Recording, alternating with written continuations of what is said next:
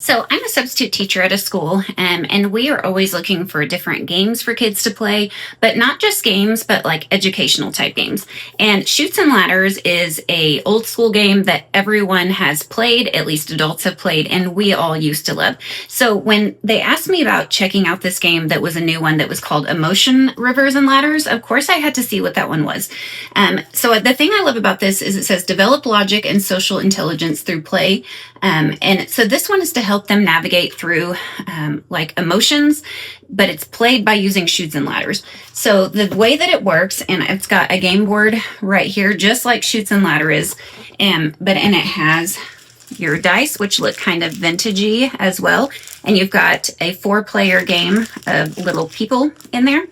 And then you've got your game cards right here. So you would move along, you roll your dice and you move along just like Shoots and Ladders does. And then on the game cards, you go, and when you land on a spot, it would say, like, say the first one is happy, and then there's shame, curious, jealous. So say you landed on angry, or I didn't open this card deck right here, so I don't know what's on the other side of this one. But it has questions on it. Like this one says, what is happening in the picture? Or on question 2, how does each child feel while waiting? So it's got like prompting questions that you would ask when you landed on it. So say you landed on, up here on 78 and you landed on angry. You could ask the question like, what do you think that child's feeling while they wait? And that just gives them prompts to describe how they're feeling. It gives them things to talk through with different emotions. And it comes with instructions on how to play and how to walk them through those feelings that they have going on. And it has a whole little booklet for parents as well that's like conversation starters for emotional scenes. It's for teachers, it's for parents. This is going to be super great just for families as well, if you wanted to play this just as a family. But I could totally see this being something that like homeschoolers would love, or just teachers in classrooms. It has different levels you could play.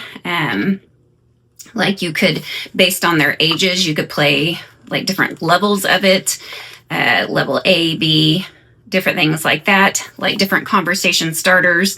How do you think each person is feeling? What do you think is happening? What could you do to help them feel better right now? Things like that. Things that you wouldn't necessarily think to ask.